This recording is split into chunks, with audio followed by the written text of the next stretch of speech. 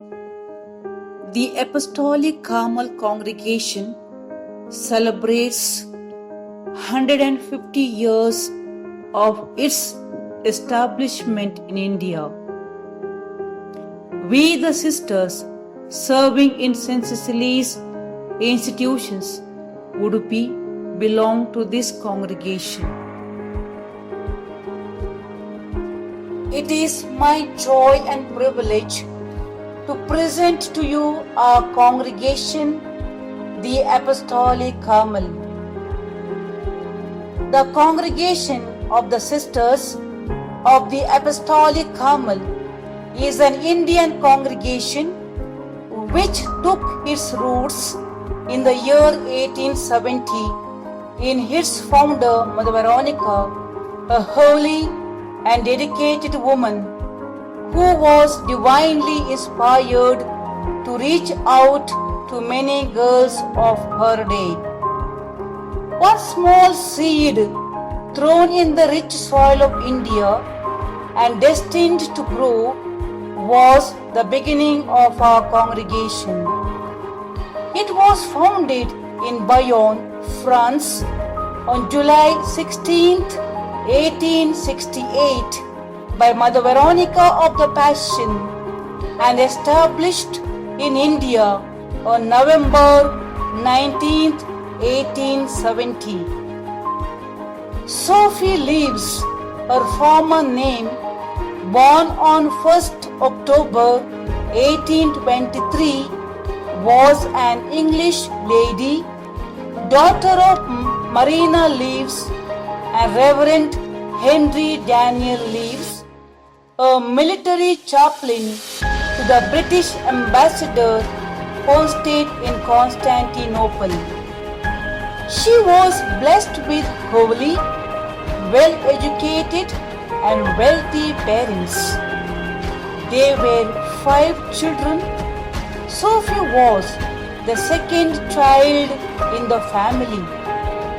Sophie was highly qualified and knew many languages: Latin, French, Italian, German, Greek, in addition to her own mother tongue, English.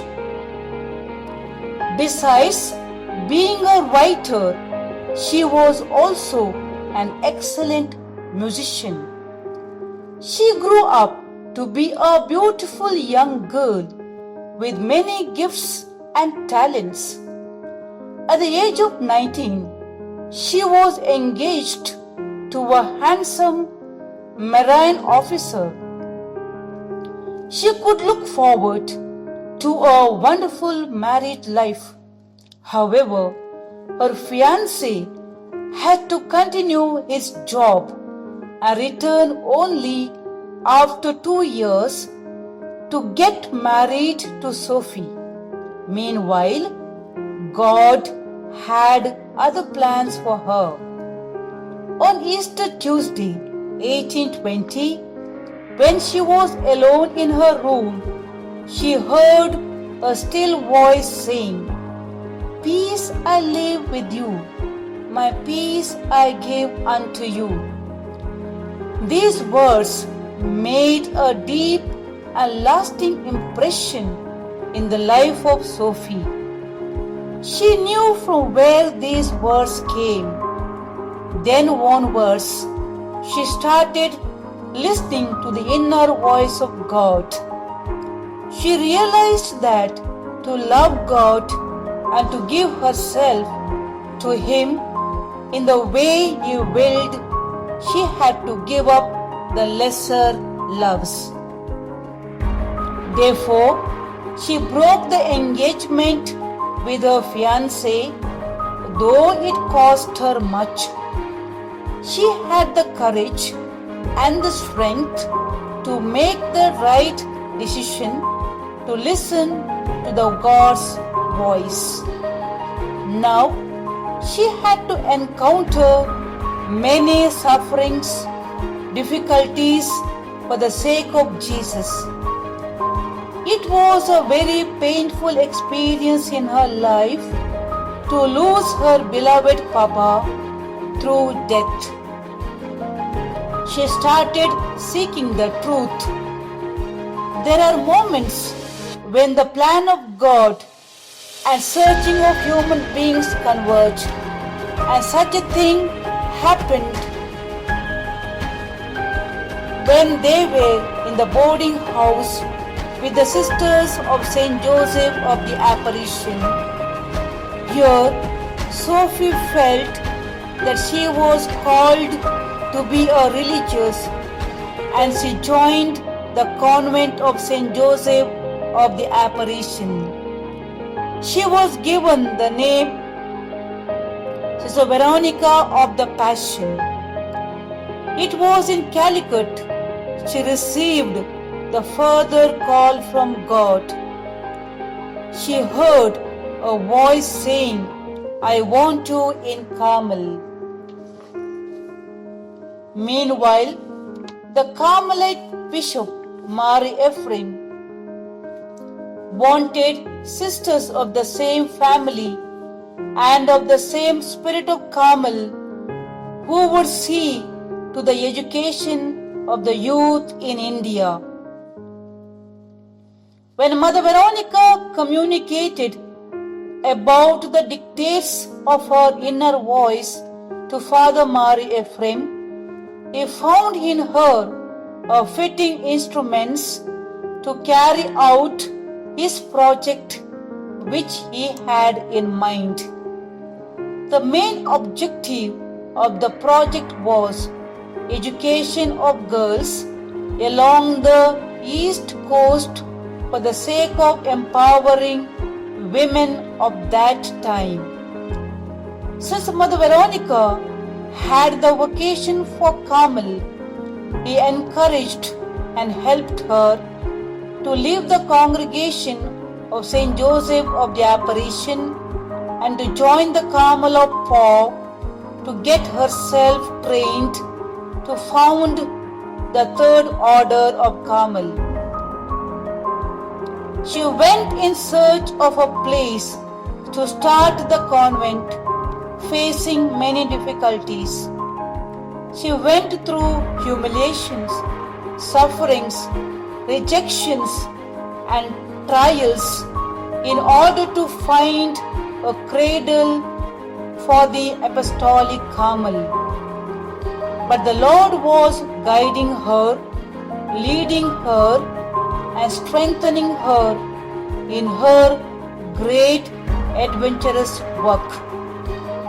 At last, in utter poverty, the house was found at Bayonne in France. What strikes us most during her foundation of the Apostolic Carmel is her obedience to the will of God. Therefore, she was able to say, "Obedience is my life." Now, Mother Veronica started her work in earnestly in training the sisters to send to India. The first momentous step of the 150 glorious years journey of Apostolic Carmel sisters in India was taken on 19th November 1870. It was on this day three pioneering Apostolic Carmel sisters, along with three cloistered Carmel sisters, set foot on the soil on Mangalore, India, and embarked on their mission of the empowerment of girl children through education. It is a day immortalized in the history of Mangalore. In the 1870s, Mangalore was a large village. It was not progressive, and the quality of women was unenviable. Girls received no education and married while they were in their early teens. This This was the scenario which met the Apostolic Carmel congregation. It did not daunt them, but rather inspired the brave sisters to venture into female education as the first step to modernization and societal upliftment. They vowed to provide literacy as the foundation of the growth and progress of society. It was at this historical moment that God chose Mother Veronica, nee Sophie Leaves, an English woman with vision, to initiate the great task of education for children. It was while she was serving the poorest of the poor in Kerala and witnessed the plight of little girls that she was inspired to found the Apostolic Carmel congregation. The first school, a veritable temple of learning, with 40 students at St.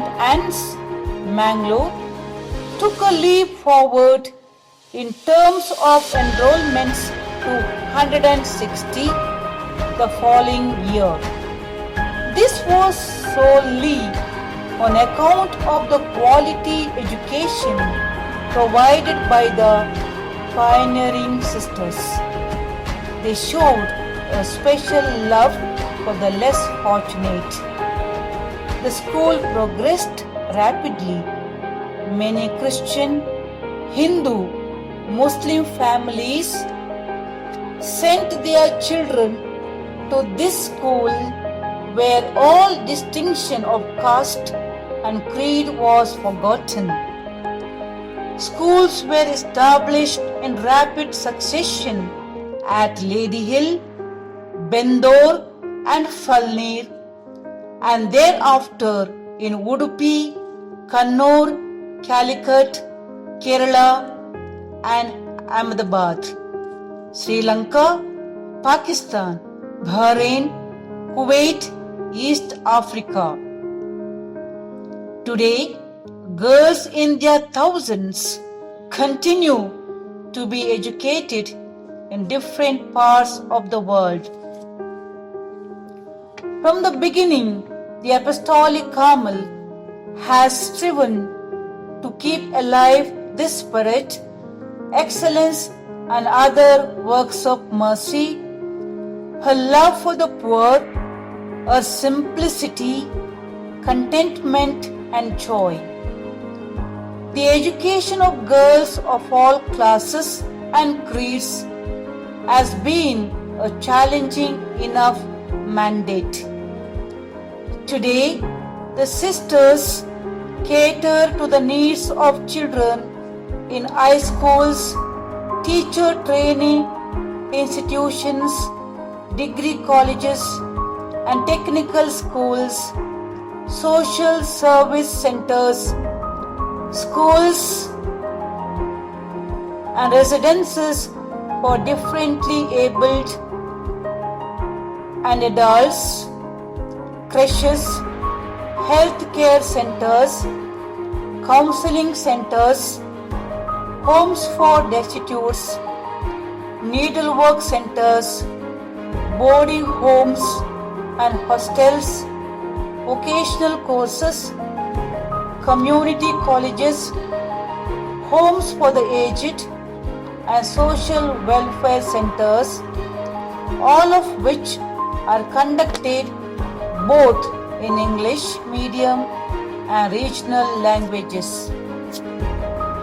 At this celebration of the 150 years of sacrificial love and committed service of the Apostolic Carmel Sisters, along with the collaboration of the staff, students, parents, alumni, benefactors and well-wishers, the congregation wishes to express its profound gratitude to all the keepers of the flame which was once lit by their founder, the Venerable Mother Veronica. We raise our hearts to God for our Venerable Founder, Mother Veronica, for her dedication, love for the poor, life of service, humility, trust, obedience, self-sacrifice, endurance in all sufferings and pain. We ask God to raise her to the honors of the altar and pray God's blessings on each one who serve and study in these